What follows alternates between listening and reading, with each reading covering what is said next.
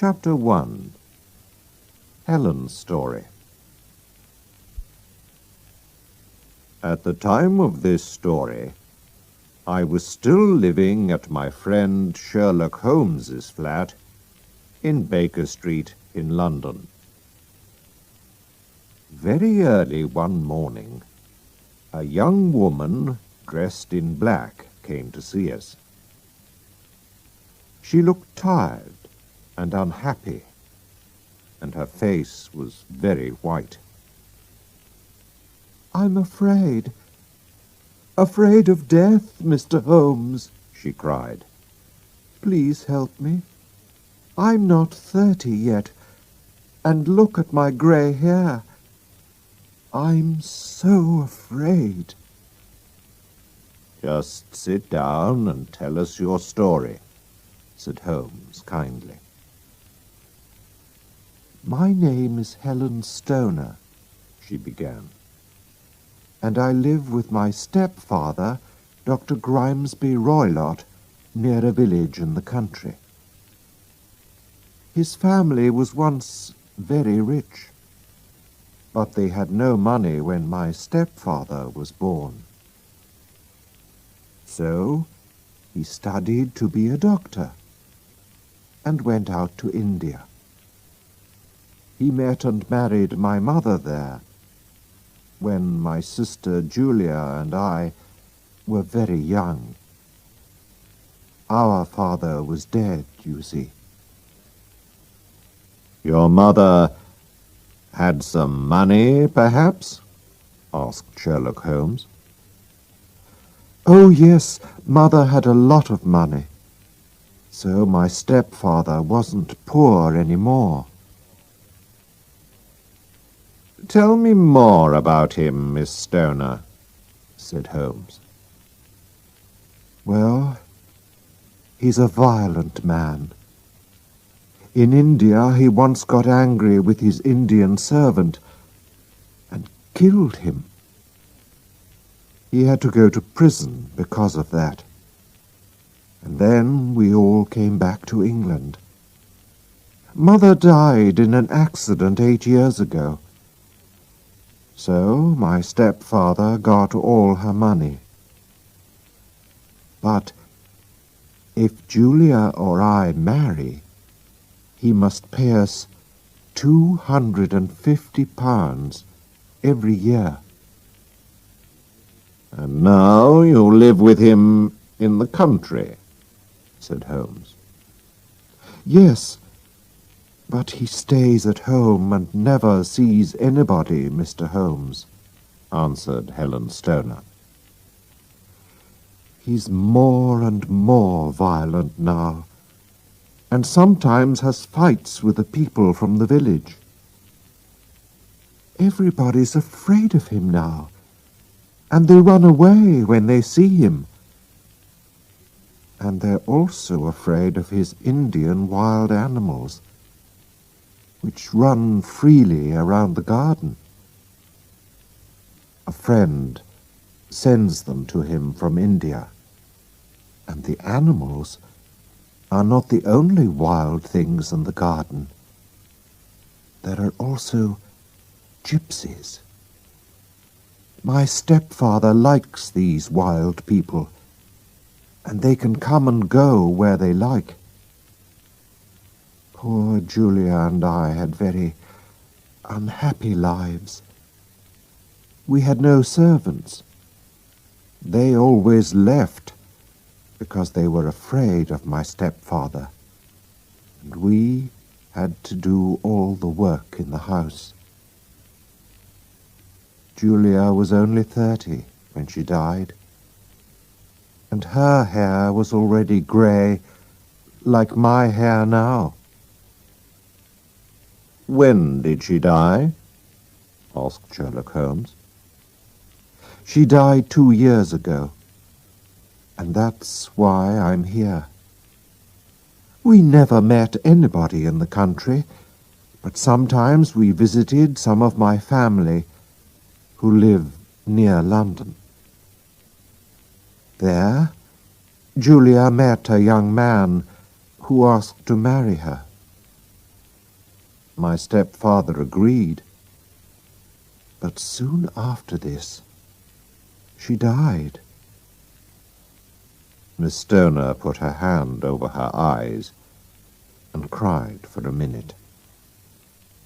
Sherlock Holmes was listening with his eyes closed, but now he opened them and looked at Helen Stoner. "Tell me everything about her death," he said. I can remember it all very well. It was a terrible time, she answered. Our 3 bedrooms are all downstairs. First, there is my stepfather's room. Julia's room is next to his, and my room is next to Julia's. The rooms all have windows on the garden side of the house, and doors which open into the corridor. One evening, our stepfather was smoking his strong Indian cigarettes in his room. Julia couldn't sleep because she could smell them in her room. So she came into my room to talk to me. Before she went back to bed, she said to me, "Helen, have you ever heard a whistle in the middle of the night?" I was surprised. "No," I said. "It's strange," she said. "Sometimes I hear a whistle, but I don't know where it comes from. Why don't you hear it?" I laughed and said, "I sleep better than you do." So Julia went to her room and locked the door after her. "Why did you lock your doors?" asked Sherlock Holmes. "We were afraid of the wild animals and the gypsies," she answered. "Please go on," said Holmes. I couldn't sleep that night. It was a very stormy night, with a lot of wind and rain. Suddenly, I heard a woman scream. It was my sister's voice. I ran into the corridor, and just then I heard a whistle, and a minute later the sound of falling metal. I didn't know what it was. I ran to my sister's door. She opened it and fell to the ground. Her face was white and afraid, and she was crying. "Help me! Help me, Helen! I'm ill! I'm dying!" I put my arms around her, and she cried out in a terrible voice, "Helen! Oh, my God, Helen! It was the band, the speckled band." She wanted to say more, but she couldn't. I called my stepfather, who tried to help her, but we could do nothing. And so, my dear, dear sister died. "Are you sure about the whistle and the sound of full?" asked Holmes. "I think so," answered Helen. "But it was a very wild, stormy night. Perhaps I made a mistake." The police couldn't understand why my sister died. Her door was locked, and nobody could get into her room. They didn't find any poison in her body. And what was the speckled band? Gypsies wear something like that round their necks. I think she died because she was so afraid. But I don't know what she was afraid of. Perhaps it was the gypsies. What do you think, Mr. Holmes? Holmes thought for a minute. He said. That is a difficult question. But please go on. That was 2 years ago, Helen Stoner said. I have been very lonely without my sister. But a month ago, a dear friend asked me to marry him. My stepfather has agreed, and so we're going to marry soon. But 2 days ago, I had to move to my sister's old bedroom, because some men are mending my bedroom wall. And last night, I heard that whistle again. I ran out of the house immediately and came to London to ask for your help. Please help me, Mr. Holmes. I don't want to die like Julia. We must move fast, said Holmes. If we go to your house today, can we look at these rooms? But your stepfather must not know. He's in London today, so he won't see you. Oh, thank you, Mr. Holmes. I feel better already. Chapter 2. Holmes and Watson visit the house. Holmes went out for the morning, but he came back at lunchtime. We then went by train into the country and took a taxi to Dr. Roylott's house. You see, said Holmes to me, our dangerous friend Roylott needs the girl's money because he only has £750 a year from his dead wife. I found that out this morning. But the gypsies, the whistle, the band, they are more difficult to understand. But I think I have an answer. When we arrived, Helen Stoner showed us the 3 bedrooms. We saw her room first. Why are they mending your bedroom wall? Asked Holmes. There's nothing wrong with it. You're right, she said. I think it was a plan to move me into my sister's room. Yes, said Holmes. We went into Julia's room, and Holmes looked at the windows carefully. Nobody could come in from outside, he said. Then he looked round the room. Why is that bell rope there, just over the bed? My stepfather put it there 2 years ago. It's for calling a servant. But Julia and I never used it, because we didn't have any servants. He also put in that air vent on the wall between his room and this one. Holmes pulled the rope.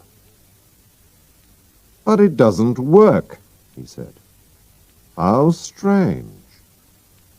And it's just over the air vent. that also is interesting. Why have an air vent on an inside wall? Air vents are usually on outside walls. Then we went into Dr. Roylott's room. Holmes saw a large metal box near the wall. "My stepfather keeps business papers in there," said Helen.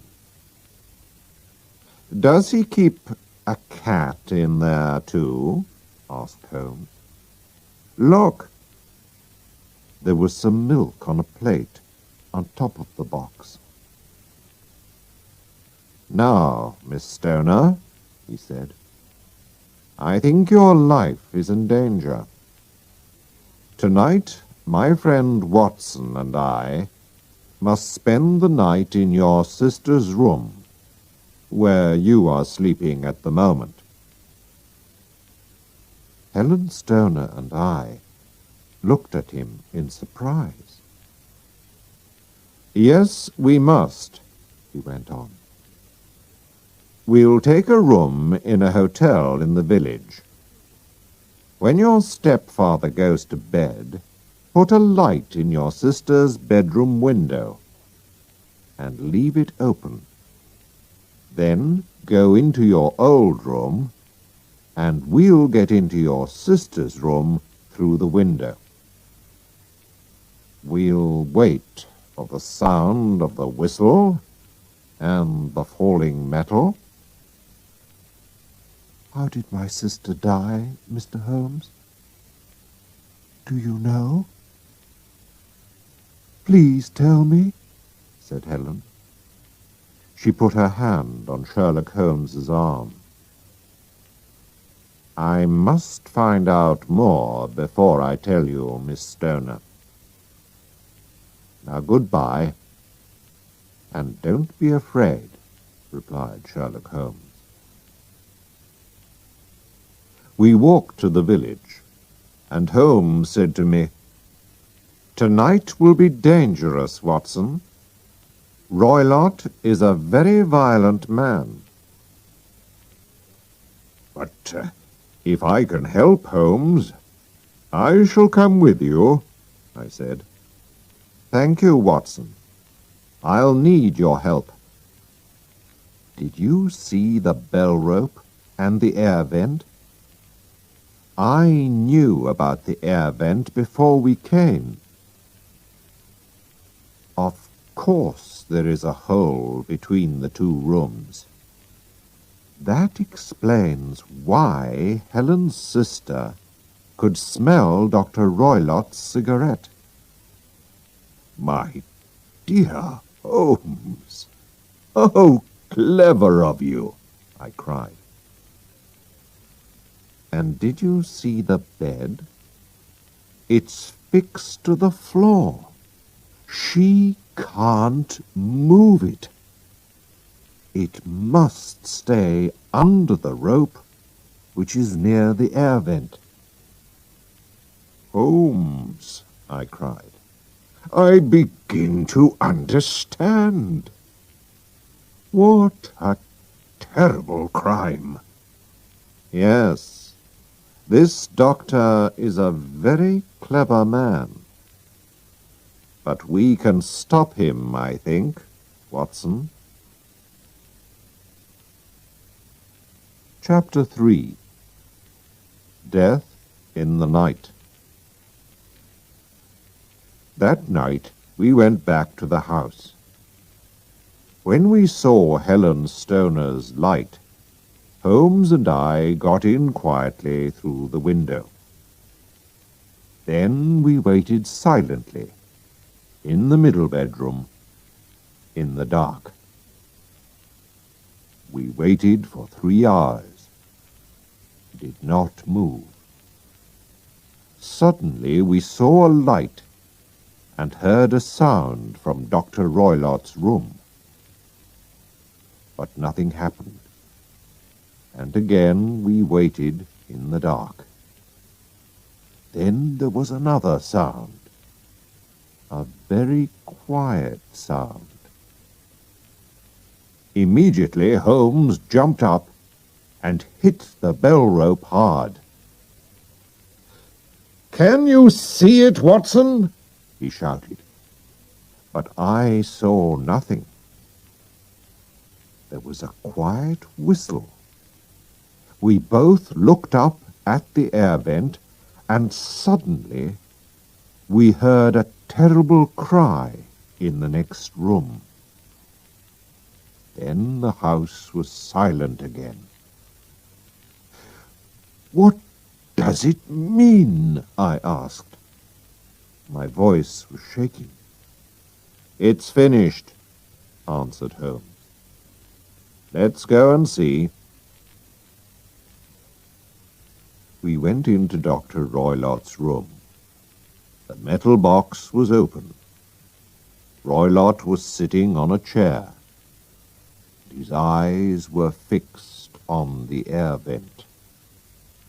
Round his head was a strange yellow speckled band. He was dead.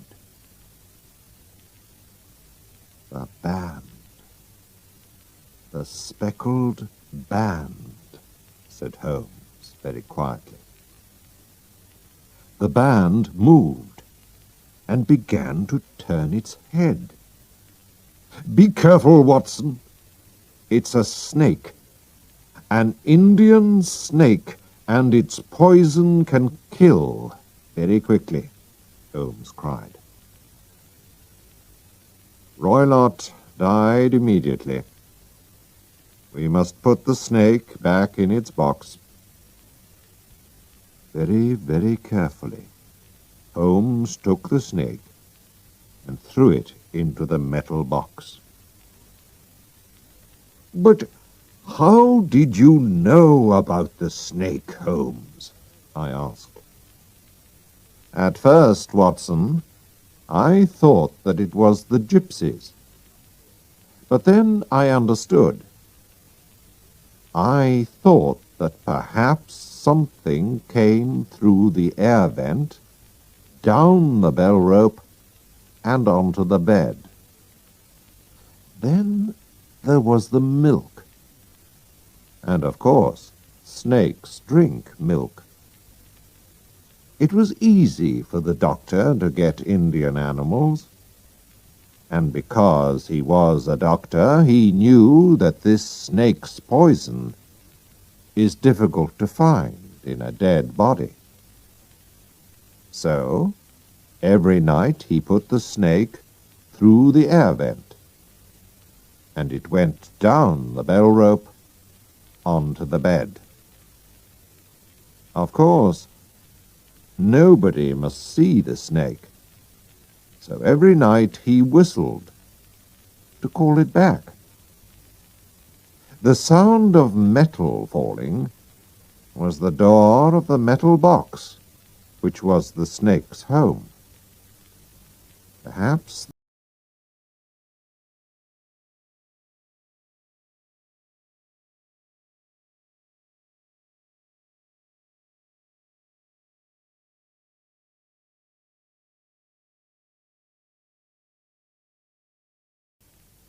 and went back through the air vent. And so it killed the doctor. I'm not sorry about that. Soon after this, Helen Stoner married her young man and tried to forget the terrible deaths of her sister and stepfather. But she never really forgot the speckled band.